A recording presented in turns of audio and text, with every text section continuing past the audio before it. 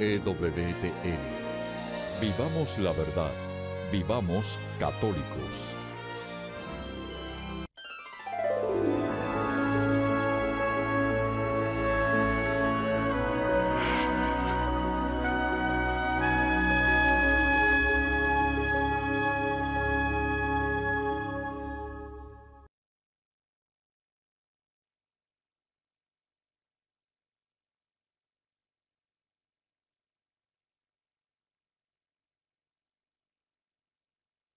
El 25 de mayo de 1720, el gran San Antonio entró en el puerto de Marsella transportando algodón y seda del norte de África. Dos de los tripulantes llevaban algo más, la peste bubónica.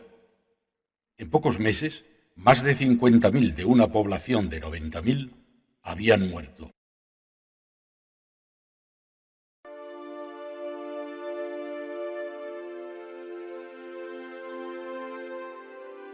La civilización de Europa occidental emanó de Marsella cuando los colonizadores de Posea, Grecia, llegaron allí aproximadamente el año 600 a.C. Durante 25 siglos, este gran puerto marítimo nunca había visto una calamidad tal como la peste de 1720. Hubo un momento en el que 2.000 cuerpos insepultos yacían entre la catedral y el agua. Era muy arriesgado acercarse a ellos para sepultarlos. La peste implacable hacía estragos durante los meses de verano. Madeleine Remisat, una monja del monasterio local de la Visitación, convenció al arzobispo Henri de Valsens que la peste se detendría si consagraba la ciudad al Sagrado Corazón de Jesús. Consagrarse literalmente quiere decir entregarse totalmente a Dios.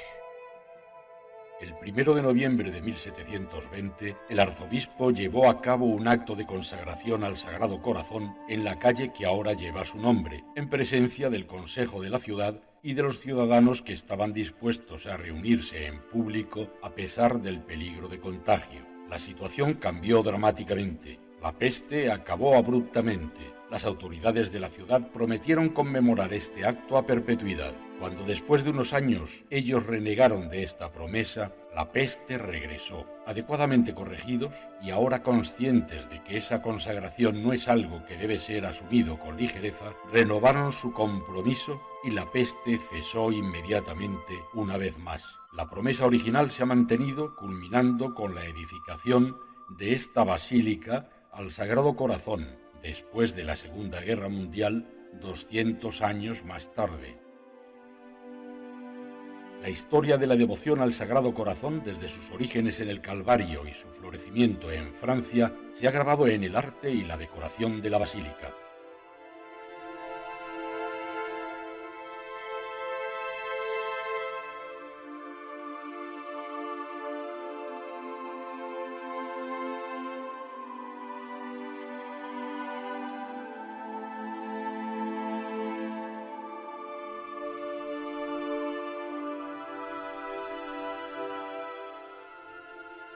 Marsella es conocida aún como la ciudad del Sagrado Corazón.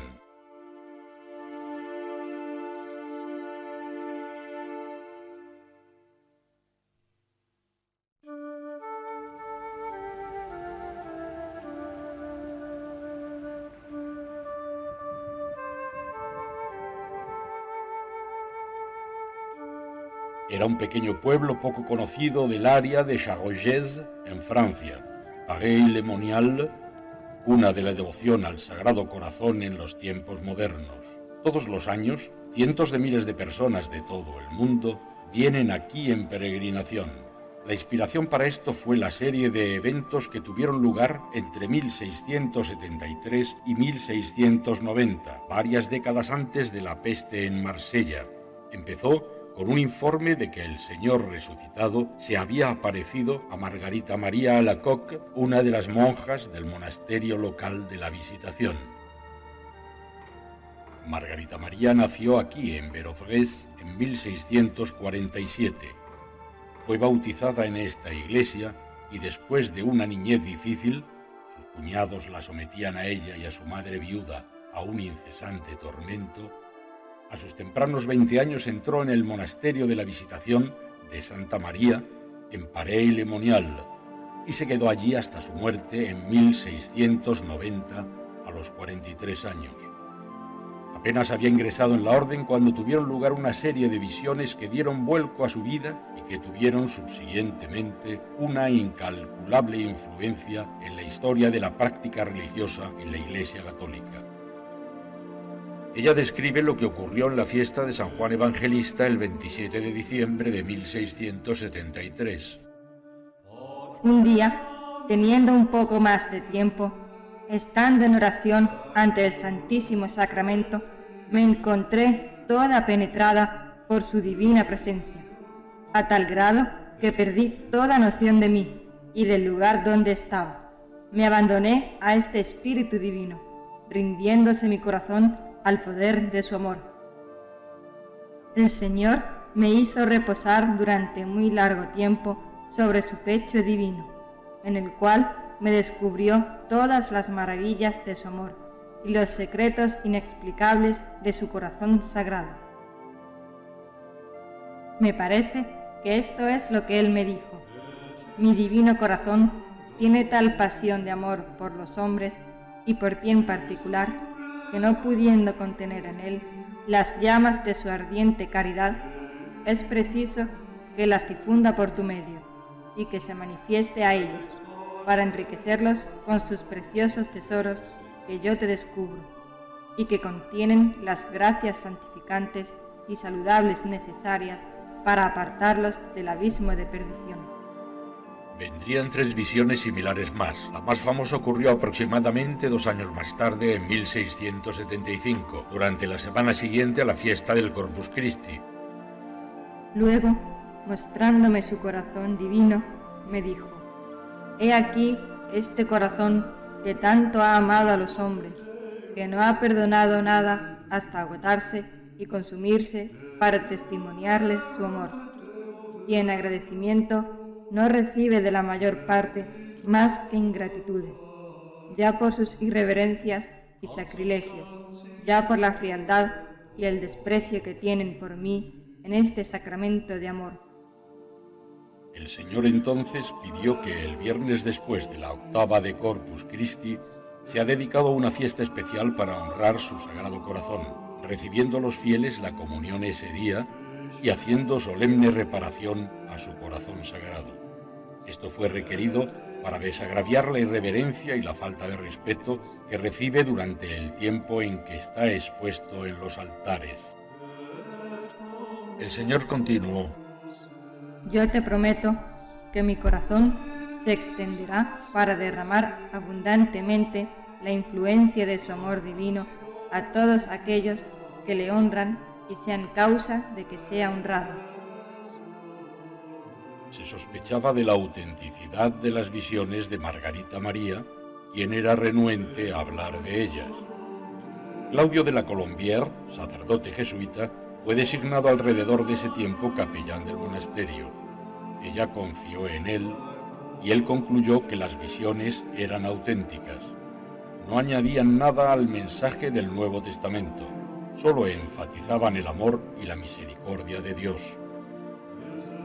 El mensaje consolador de que los pecadores encontrarían un océano infinito en la misericordia del Sagrado Corazón contrastaban con el énfasis contemporáneo sobre la justicia divina.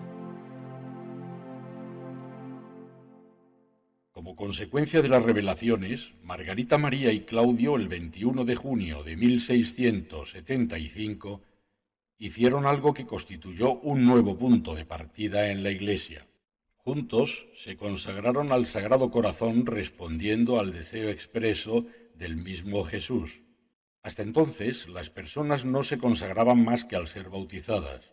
En el Nuevo Testamento, el único ejemplo de autoconsagración es el de Jesús en la Última Cena.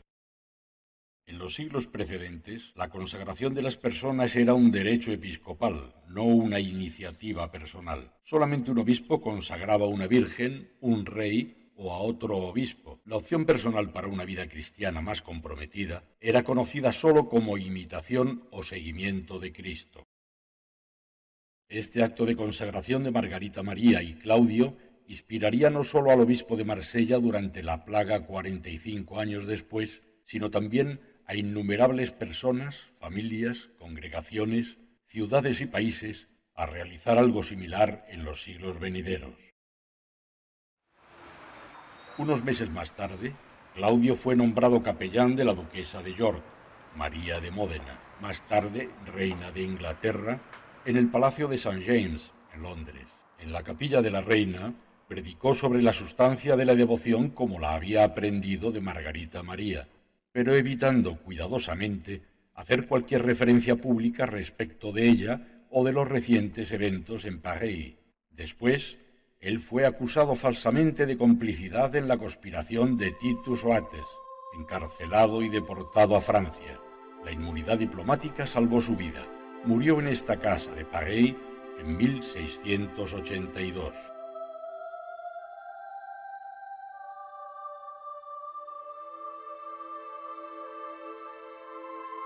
Sus diarios personales, publicados después de su muerte, pero en vida de Margarita María, proporcionaron la base futura de la devoción al Sagrado Corazón. Margarita María insinuó a quienes le rodeaban que la devoción florecería solamente después de su muerte.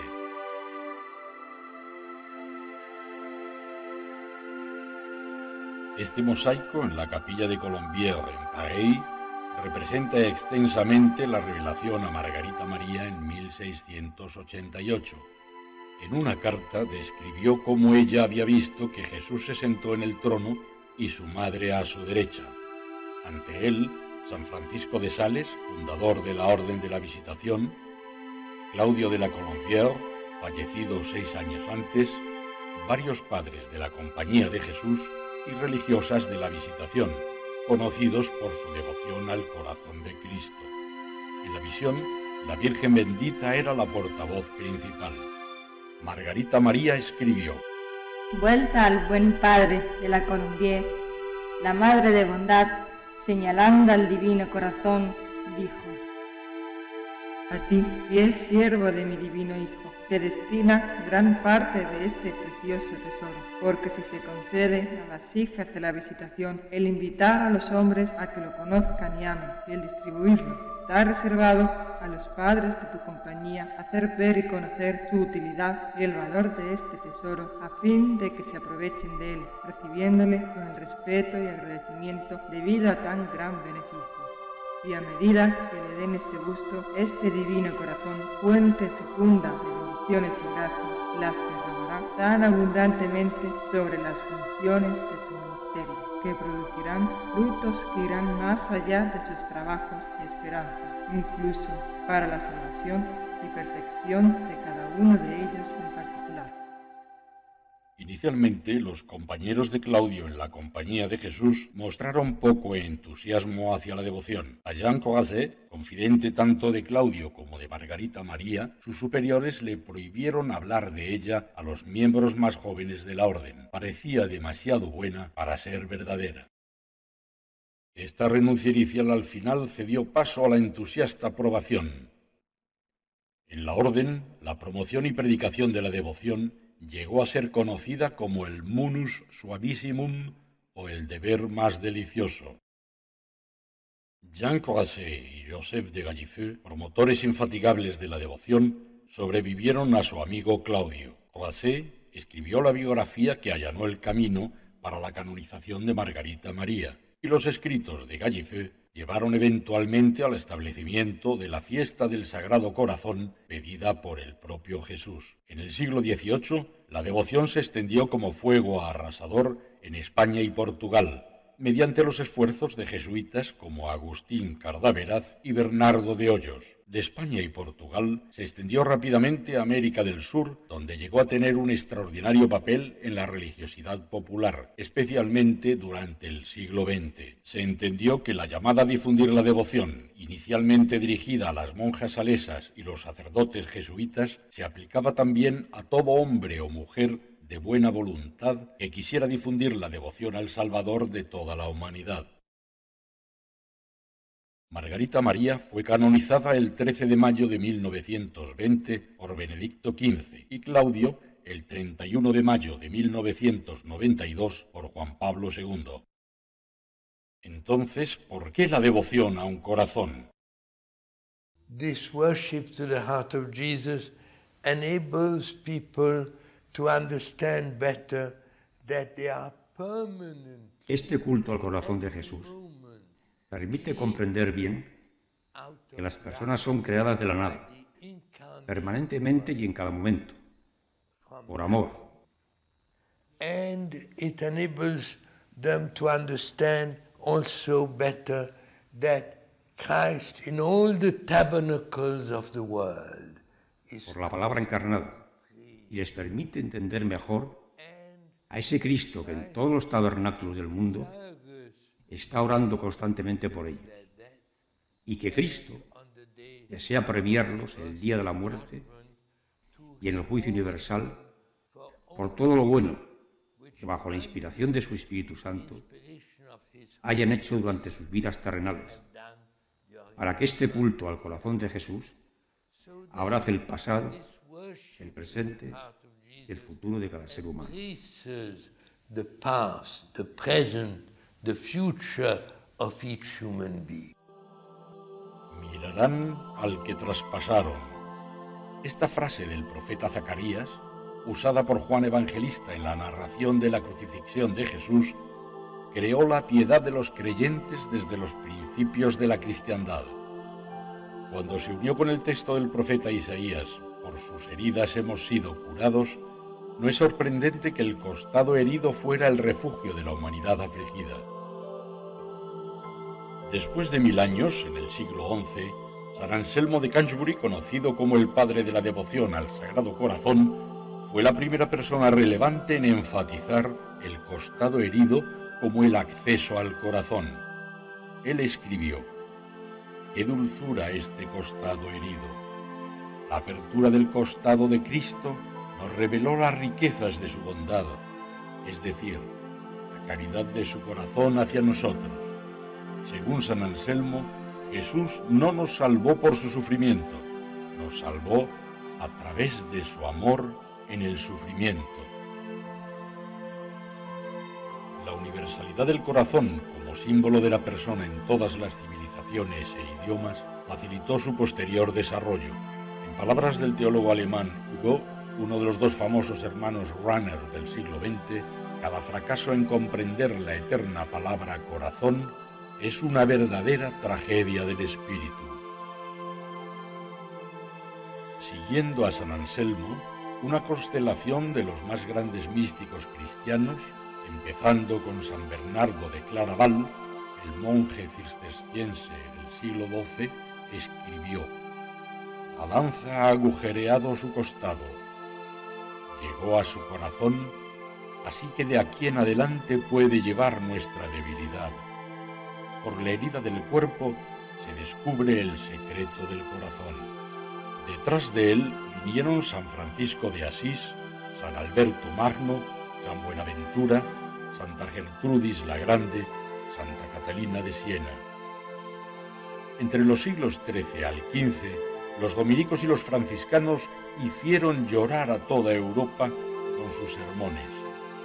El corazón cobró mucha importancia en los sermones del dominico Henri Suso y el franciscano Bernardino de Siena. Los cartujos en Alemania aseguraron la continuidad de la devoción durante el siglo XVI, cuando Europa estaba retorcida por las repercusiones de la Reforma. San Juan Eudes, en la primera mitad del siglo XVII, fue muy eficaz en la promoción de la devoción a los corazones de Jesús y María, particularmente en el norte de Francia. Pero en 1773, con la supresión de la Compañía de Jesús, principal promotora de la devoción, el futuro parecía sombrío. Para hacer las cosas peor, 1789 vio los inicios de la Revolución Francesa, que habría de cobrar terribles costos a cualquier expresión pública religiosa hasta el final del siglo. La práctica piadosa de portar pequeños emblemas del Sagrado Corazón, conocidos como protectores, fue considerada contrarrevolucionaria y condujo a la guillotina a muchas inocentes personas. Extrañamente, fue durante este periodo en el que la devoción hundió hondas y duraderas raíces en la práctica religiosa popular. Cuando la liturgia pública tradicional estaba en caos, La devoción demostró ser un consuelo para muchos en la privacidad de sus hogares. A principios del siglo XIX, Francia estaba al revés. En las escuelas no se impartía educación y las personas eran muy crueles unas con otras. Habían matado a sus hermanos a miles. Ellos necesitaban alguna espiritualidad de ternura, de la ternura de Dios que se baja a la tierra. El cuerpo incorrupto de Santa Magdalena Sofía Barat se venera en Bruselas en una de las casas de la congregación establecida por ella. Al fundar las religiosas del Sagrado Corazón en 1800, Magdalena Sofía estaba preparando el escenario de lo que sería la primera de más de 280 nuevas congregaciones religiosas, masculinas y femeninas, que llevan el término del Sagrado Corazón en su título. Unas 150 de estas se fundaron en el siglo XX. A veces se piensa que ella solo tenía la espiritualidad de los jesuitas, padrinos de la devoción en diferentes lugares, pero ella también tiene mucho de la escuela francesa y su espiritualidad es muy tierna.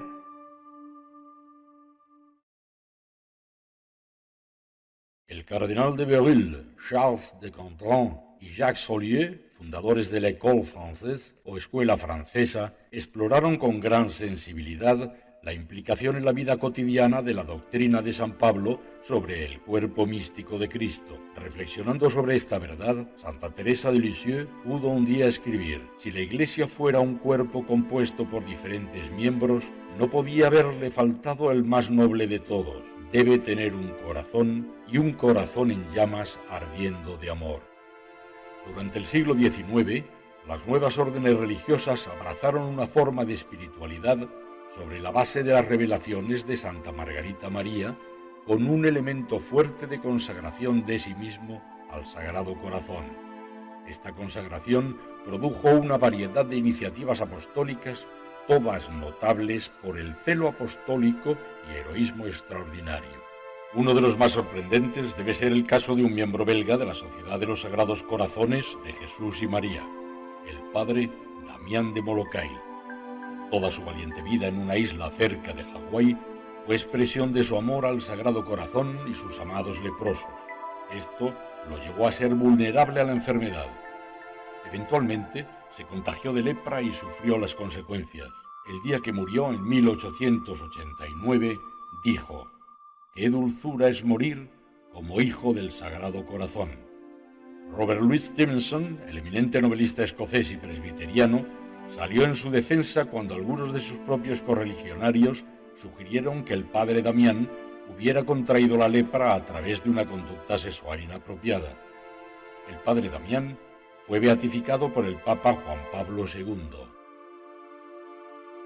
En 1844, en Fals, Francia, los jesuitas restablecidos nuevamente al final de la primera era napoleónica lanzaron el apostolado de la oración. Inicialmente, este movimiento fue destinado para animar a los jesuitas jóvenes a perseverar en su larga preparación al sacerdocio, consagrando sus estudios al Sagrado Corazón. Hoy en día inspira a millones de personas que se adhieren en todo el mundo a consagrar sus actividades diarias al Sagrado Corazón, confiando en que esto atraerá las bendiciones divinas en todas sus empresas y que será causa de ayuda para otros. En 1898, el fundador de la asociación pionera, padre James Cullen, un jesuita irlandés, concibió la noción de una consagración de abstinencia total de bebidas alcohólicas en honor del Sagrado Corazón. Vio esto como una forma de reparación por las consecuencias deplorables de la excesiva bebida en la sociedad, que añadía una dimensión penitente a su oración. Este movimiento, inicialmente motivado por el apostolado de la oración, atrae a cientos de miles de personas que se adhieren alrededor del mundo, que rezan diariamente al Sagrado Corazón por las víctimas de la dependencia del alcohol o las drogas. La devoción al corazón de Cristo fue muy importante en la vida de Charles de Foucauld. Nacido en Estrasburgo en 1858, su vida de pobreza y soledad en el norte de África ha inspirado a muchos otros a un estilo de vida similar. Ahora, conocido como Carlos de Jesús, dio muy pocas pruebas de santidad en su temprana vida. Como joven oficial del ejército francés, fue destituido por insubordinación. En contra de las reglas, había insistido en mantener una dama de compañía en los barracones. Un día, tiempo después en París, su vida cambió dramáticamente después de confesarse en la iglesia de San Agustín. Dio todo lo que poseía y se fue a vivir a Tierra Santa. Después de trabajar algunos años en el jardín de un convento en Nazaret, se consagró a una vida penitente en el desierto del Sahara. En diciembre de 1916 murió heroicamente en las manos de los nómadas. Siempre llevaba un gran emblema del Sagrado Corazón sobre el pecho como símbolo de su consagración. La devoción al Sagrado Corazón podía haber comenzado en la rara atmósfera de un monasterio contemplativo, pero estaba destinada a llegar a ser una característica en la vida de los hogares ordinarios del mundo. En los 5 continentes, millones de estos hogares han sido consagrados al Sagrado Corazón gracias a los incansables esfuerzos del padre Mateo Crowley Bove, hijo de madre peruana y padre inglés. Durante medio siglo promovió la práctica de lo que denominó la entronización del Sagrado Corazón en el hogar. Empezó este trabajo en 1907 después de un restablecimiento milagroso de su salud en Paray-le-Monial y el estímulo del Papa San Pío X. Miembro de la misma congregación del padre Damián de los leprosos, el padre Mateo prosiguió su sacrificado programa de viajar y predicar en varias lenguas con heroica dedicación hasta su muerte en 1960. En el mural detrás del altar principal de la Capilla de la Visitación en París, Carlos de Jesús y Padre Mateo son las únicas personalidades del siglo XX que se destacan entre los fenomenales amantes del Sagrado Corazón de los siglos anteriores. Después de las originales revelaciones a Margarita María, el molino divino molió los granos muy despacio. Llevó casi 2 siglos antes de que la solicitud divina hecha a Margarita María de un día de fiesta especial fuera realizada. El 23 de agosto de 1856, Pío IX extendió la fiesta del Sagrado Corazón a la Iglesia Universal. Esta práctica se difundió extraordinariamente. Muchas iglesias alrededor del mundo fueron dedicadas al Sagrado Corazón.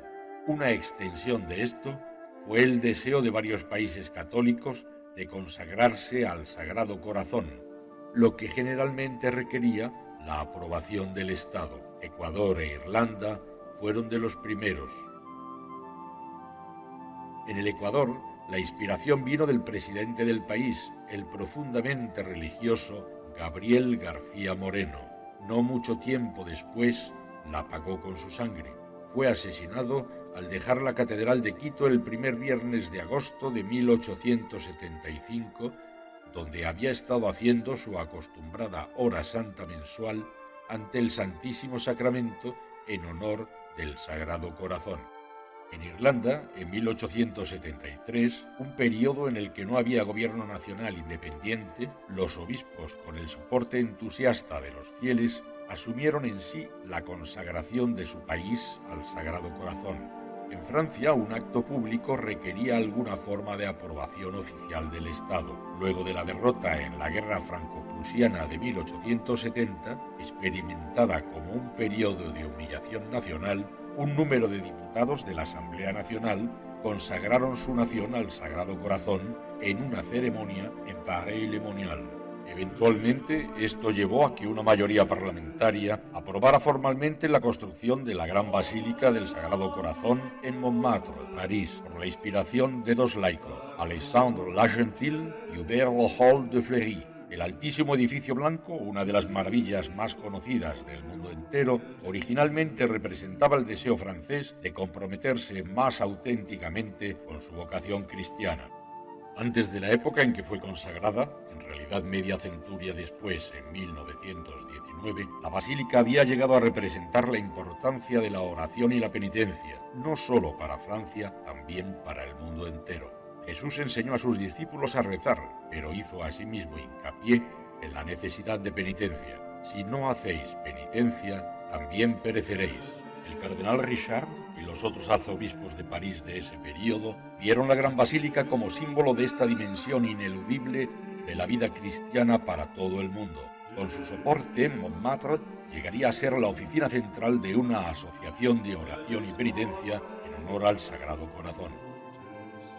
Una figura importante en este desarrollo de la asociación de oración y penitencia fue la laica Edith Roger, quien falleció con reputación de gran santidad en 1924. Las revelaciones del Sagrado Corazón a la suegra del filósofo Maurice Blondel, similares a las de Santa Margarita María 2 siglos antes, fueron objeto de un examen diocesano exhaustivo en su tiempo y aceptadas como genuinas.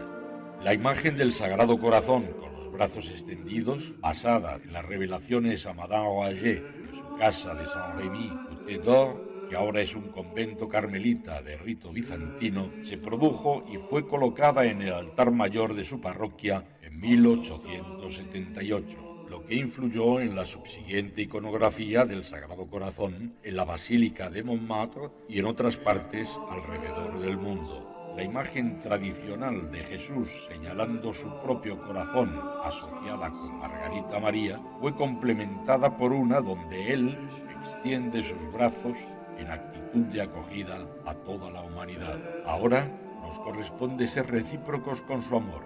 Santa Margarita María se apareció a Madame Roger en 1873 durante una peregrinación a Paray-le-Monial, animándola a transmitir lo que le había sido revelado.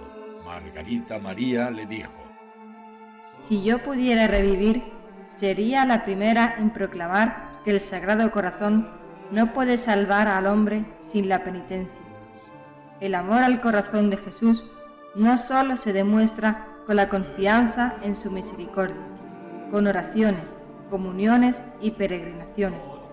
Yo proclamaría que todas estas manifestaciones deben unirse a la práctica de la penitencia, y no solo las disposiciones interiores hacia la penitencia, sino también los actos exteriores de mortificación que proporcionan las gracias a cada persona. León XIII consagró toda la humanidad al Sagrado Corazón como resultado de la petición de la hermana María Droste zu Bickering, religiosa alemana, en el convento portugués del Buen Pastor, ahora Beata María del Divino Corazón.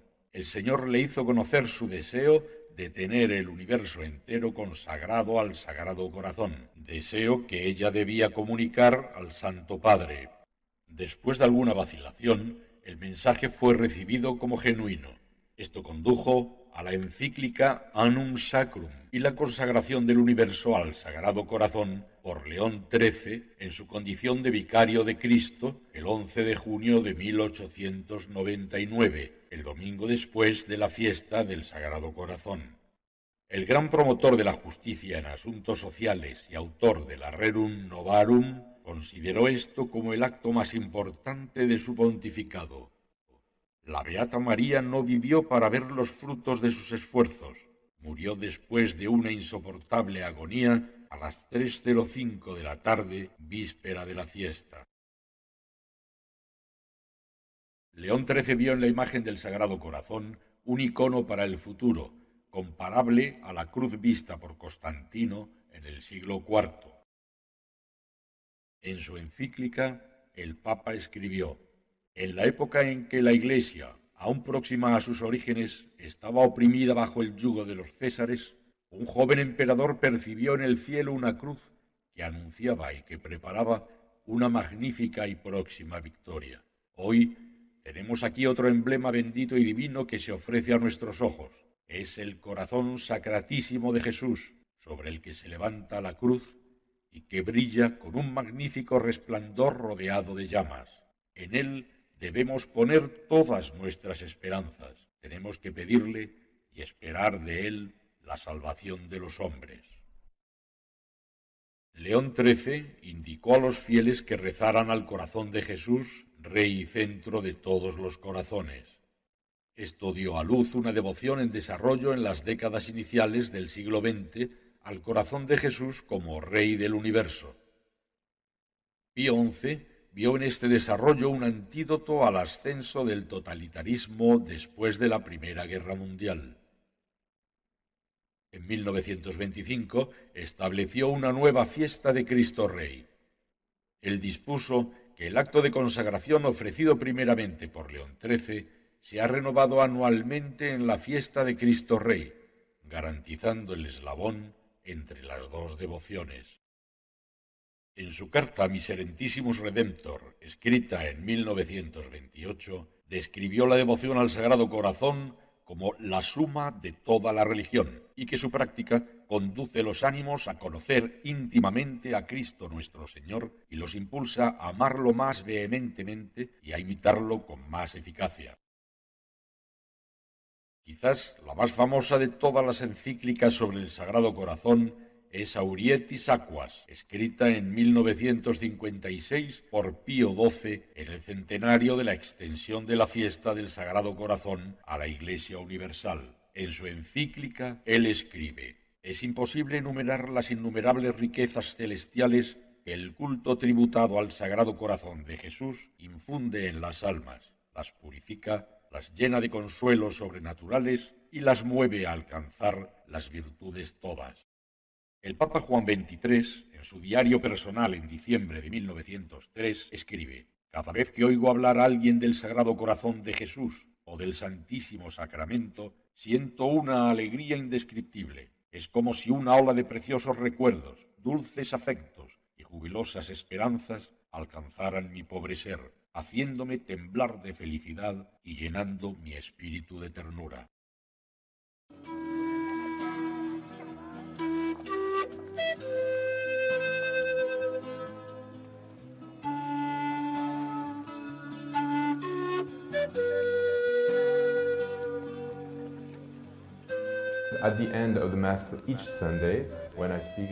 Cada domingo, al final de la misa, cuando hablo con las personas que están aquí, gentes llegadas de todas partes del mundo, me alegra hablarles un momento.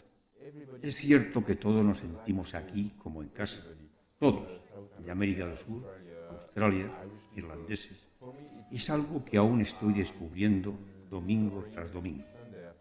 Es una gracia para mí y espero que lo sea asimismo para las personas que vienen aquí. Pienso que sí.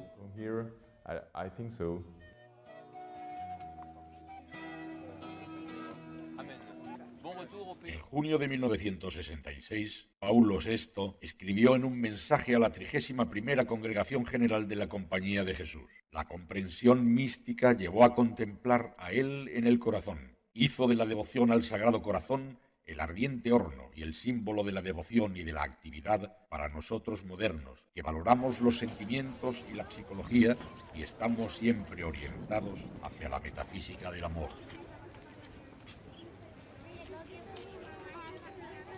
Después del atentado a su vida en 1981, lo primero que hizo el Papa Juan Pablo II, después de recuperar el conocimiento luego de la cirugía, fue pedir a todos los que se encontraban a su alrededor cantar la letanía al Sagrado Corazón. La devoción al Sagrado Corazón ha sido una parte esencial de las vidas de muchos de los laicos y religiosos a quienes él ha beatificado o canonizado. En el caso de al menos 35 de ellos, la devoción al Sagrado Corazón fue la característica principal de su práctica religiosa. Entre estos, la primera persona canonizada en el nuevo milenio fue Santa Faustina Kowalska. Al hablar en la tumba de Santa Faustina en Cracovia, en junio de 1997, el Papa Juan Pablo dijo: «Cualquiera puede venir aquí, mirar este cuadro de Jesús misericordioso, su corazón irradiando la gracia, y escuchar en lo profundo de su alma lo que la beata Faustina escuchó: no temas nada, yo estoy siempre contigo». En su mensaje de 1986 a los jesuitas, el Papa Juan Pablo los anima a continuar promoviendo el culto al corazón de Jesús con entusiasmo. «Deseo vivamente que sigan difundiendo con perseverante acción el verdadero culto al corazón de Cristo y que estén siempre dispuestos a ayudar eficazmente a mis hermanos en el episcopado en la promoción de este culto, cuidando de encontrar los medios más aptos para presentarlo y practicarlo, para que el hombre de hoy con su mentalidad y sensibilidad propias, descubre en él la verdadera respuesta a sus interrogantes y aspiraciones.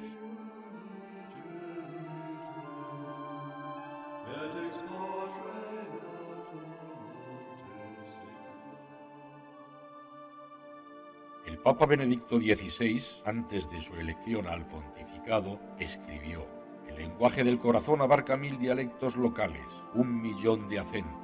La devoción al Sagrado Corazón impela al cristiano a una caridad ingeniosa, una caridad lista para explorar cada lugar oscuro y traicionero en busca de la oveja descarriada".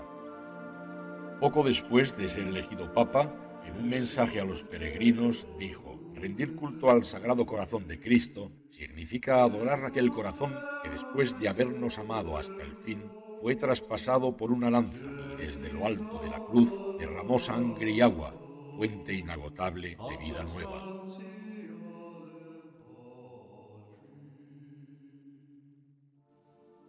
El difunto padre Pedro Arrupe, de la Compañía de Jesús, natural del País Vasco y anterior superior general de los jesuitas, tuvo una experiencia personal en algunas de las grandes tragedias del siglo XX, tanto en Oriente como en Occidente. Durante sus días de estudiante experimentó el trauma de la Guerra Civil Española y como sacerdote estaba viviendo en Hiroshima, a 5 millas del epicentro de la explosión, el día que la bomba atómica cayó. La residencia jesuita fue dañada, pero nadie fue lastimado. En unas horas, él y sus compañeros habían organizado primeros auxilios para las víctimas. Poco antes de sucumbir a la apoplejía que lo dejó seriamente incapacitado durante los últimos 9 años de su vida, tenía esto para decir: Si quieren un consejo de quien ha vivido 54 años en la Compañía de Jesús, y de ellos casi 16 como general, diría que en la devoción al corazón de Jesús se encierra escondida una fuerza extraordinaria. Cada uno tiene que aprender, si todavía no lo ha hecho, a profundizar en esta devoción y aplicarla a su vida personal en la forma en que el Señor se nos manifiesta y ofrece dicha devoción. Se trata de una gracia extraordinaria que Dios nos ha concedido.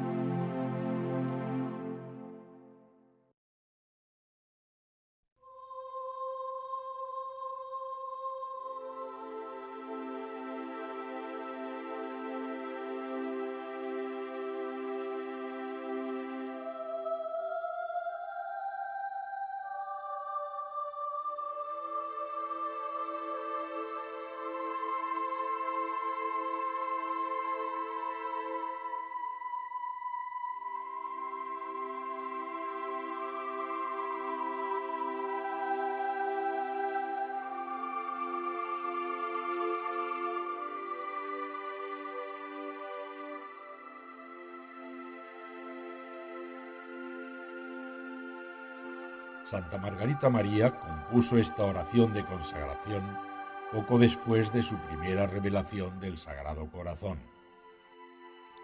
Diga su nombre al comienzo de la siguiente oración. Corazón de mi amado Jesús, yo te consagro mi persona y mi vida, mis acciones, penas y sufrimientos, para no servirme ya de ninguna parte de mi ser, sino para honrarte, amarte y glorificarte. Esta es mi voluntad irrevocable, ser toda tuya y hacerlo todo por tu amor, renunciando de todo corazón a cuanto pudiera desagradarte.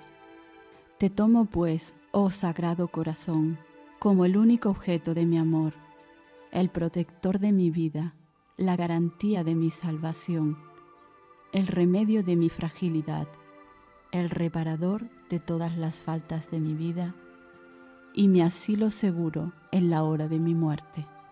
Sé pues, oh corazón de bondad, mi justificación para con Dios Padre, y aleja de mí los dardos de su justa cólera. Oh corazón de amor, pongo toda mi confianza en ti, porque aunque todo lo temo de mi maldad, todo lo espero de tu bondad. Quita pues de mí todo lo que te desagrade o haga resistencia. Que tu puro amor se imprima en lo íntimo de mi corazón, de tal modo que jamás te olvide ni me separe de ti. Te suplico por todas tus bondades, que mi nombre esté escrito en ti, porque quiero vivir y morir como esclava tuya. Amén.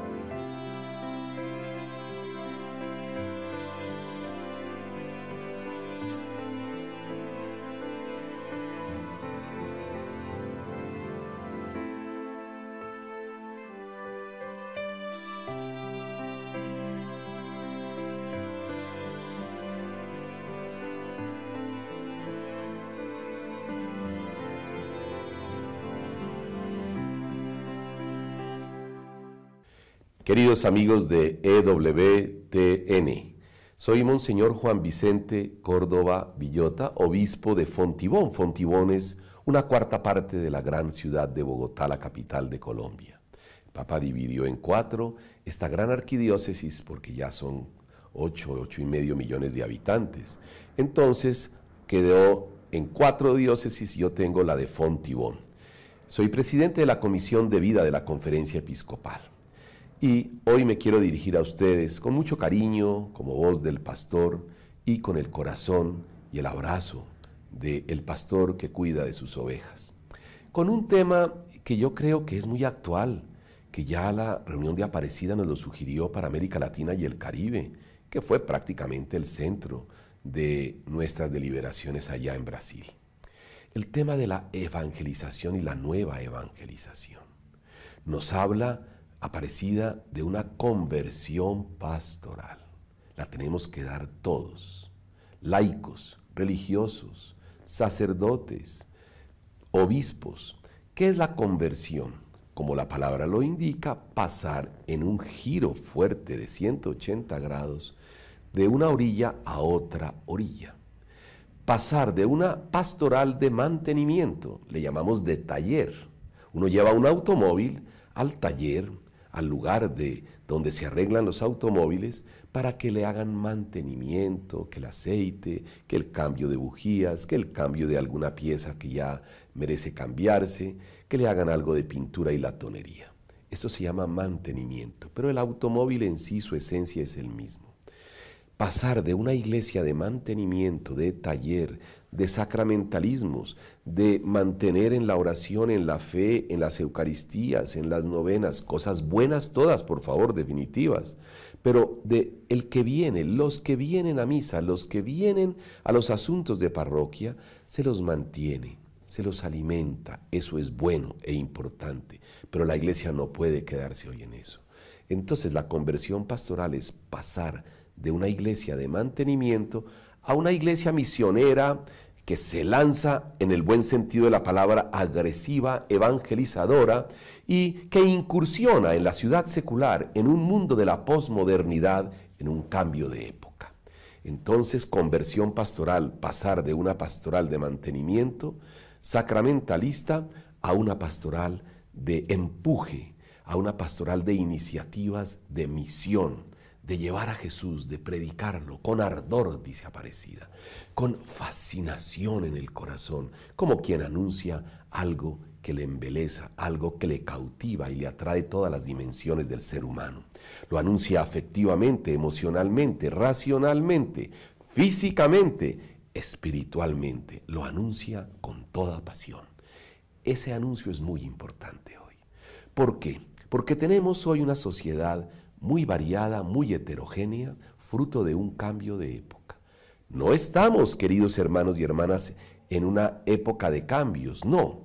Estamos en un cambio de época, que es distinto. Del siglo XV al XX se dio la época, la edad moderna, donde la diosa razón gobernaba ideas, principios, normas, constituciones de los países y inamovibles e innegociables, fuertes normas y reglas. Y teníamos una cantidad de decálogos y sobre todo las convicciones y los principios que no eran negociables. La razón manejaba la vida. Leibniz, Spinoza, Descartes, todos los filósofos franceses, etc. Se acabó la edad moderna en el siglo XX. Comenzó una nueva edad, una nueva época que se llama la posmodernidad, que viene después de la edad moderna. Así le llaman los filósofos de la historia hoy a esta época. Características de esta época. El corazón rige, las emociones, los sentimientos, ya no es la razón. Relativismo moral y ético, cada uno pone su moral. Para el uno es bueno abortar, para el otro es bueno abortar en ciertos casos, para el otro es malísimo abortar, para el otro ni se habla de eso, para el otro hay objeción de conciencia, para el otro no. Cada cual hace su moral. Para uno es bueno casarse 3 veces, para uno es bueno solo casarse una vez, para uno es por la Iglesia católica, para otro es por lo civil y para otro por unión libre. Se llama relativismo moral. ¿Y cuál es el problema? Que todos dicen que su manera de ver es lo bueno. Cada uno dice lo que es bueno. Se maneja a Dios. A Dios se le dice lo que es bueno y malo. Él no nos lo dice. Y lo hacemos que nos bendiga lo que a nosotros nos parece bien o que no bendiga lo que a nosotros nos parece mal. Relativismo moral y ético. Pero también hay una autonomía total. El hombre quiere ser autónomo y subjetivismo. Ya no hay normas objetivas para todos, universales. Son particulares subjetivas. Cada cual vive su vida como quiere, con extremismo de autonomía y subjetividad. Y otra característica, ausencia total de Dios. Dios salió del ring. Dios lo utilizamos, lo traemos cuando queremos y lo sacamos cuando no lo necesitamos, nos molesta o nos perturba. Entonces, una nueva evangelización hoy tiene que tener en cuenta que estamos en una nueva época posmoderna con estas características y requiere nuevos obispos, nuevos sacerdotes, nuevos religiosos, nuevos laicos, nuevos métodos, nuevas estrategias. Esa es la nueva evangelización. El contenido, el querigma. Jesucristo se hizo hombre, murió y resucitó para salvarnos. Eso es, presentarlo a una nueva época. Distintos recipiendarios o destinatarios. Hay católicos muy de la iglesia, que asisten a la iglesia, participan de los procesos. A ellos hay que darles toda la cura de almas, los sacramentos, la palabra. Con ellos se puede hablar de mantenimiento, aunque también impulsarlos a seguir siendo misioneros. Hay otros católicos que son católicos y solo vienen a matrimonios, a exequias de funerales, de vez en cuando a una misa, a una reunión o fiesta. Son personas buenas, pero no viven una fe comprometida, no son misioneros, no ejercitan su confirmación que recibieron al Espíritu Santo para ser evangelizadores misioneros de la iglesia. No, son pasivos totalmente y cada día se alejan más, pero se llaman católicos. Y hay otro grupo de católicos que nunca vienen a nada, que ni siquiera participan, inclusive son paralelos a la iglesia o contrarios a la iglesia o totalmente neutros de la iglesia. Y a veces comienzan a ser atacantes de la iglesia. Con sus actitudes, cuestionamientos, no tienen una buena formación y viven aparte. Pueden llamarse, entre comillas, católicos alejados. Yo los llamaría ya paganos católicos. Y hay otro gran número que es el patio de los gentiles, que son aquellos que no les interesa nada de Dios, ni de la iglesia, ni de las religiones, viven en un ateísmo práctico, confesado explícitamente o implícitamente vivido. Son personas que llevan una vida totalmente sin Dios, sin espiritualidad. A estos es a los que hay que llegar. A todos, por supuesto. Una iglesia misionera, donde hay una conversión pastoral, donde hay una nueva evangelización, tiene que ir al patio de los gentiles. Tiene que ir y llegar al corazón de estas personas. No conocen a Jesucristo. Anunciarle lo que llamamos el primer anuncio. Esta etapa la manera de llevar a Jesús hoy tiene 3 partes. El primer anuncio, el querigma, la catequesis y la misión. El primer anuncio se hace con ardor, con pasión. A esta gente hay que llegarle a través de los medios de comunicación, del teatro, de la palabra, a través de maneras de puestas en escena, a través de hechos contundentes de testimonio. Testimonio como el de Benedicto XVI, que se aparta del poder, que es un hombre humilde, que a diferencia de otros mandatarios no quiere seguir porque no puede por su salud. Eso es un hecho contundente, está anunciando a Jesús, toca los corazones. Primer anuncio. Después del primer anuncio se presenta el querigma, a Jesucristo muerto y resucitado, también con ardor, pasión y afectividad, con fascinación. Después viene la catequesis, ya la persona que quiere ser instruida en todos los procesos, dogmas y en toda la doctrina de la Iglesia Católica. Y después ya la persona catequizada y enamorada de Jesús va a la misión, que ya es un católico ardiente, que va y anuncia a Jesús de palabra a obra, con sus intenciones, acciones y operaciones. Queridos hermanos y hermanas de EWTN, como pastor los exhorto para que pasemos de una pastoral de mantener a una pastoral de predicar con ardor y de misión. En una nueva época donde tenemos que anunciar a Jesús explícitamente, sin pretensiones negativas, sin imposiciones ni juzgando a nadie, sin autoritarismos ridículos, pero sí con pasión, ardor y deseo de que nuestro Señor sea conocido en un mundo donde está siendo desconocido. Que Dios los bendiga.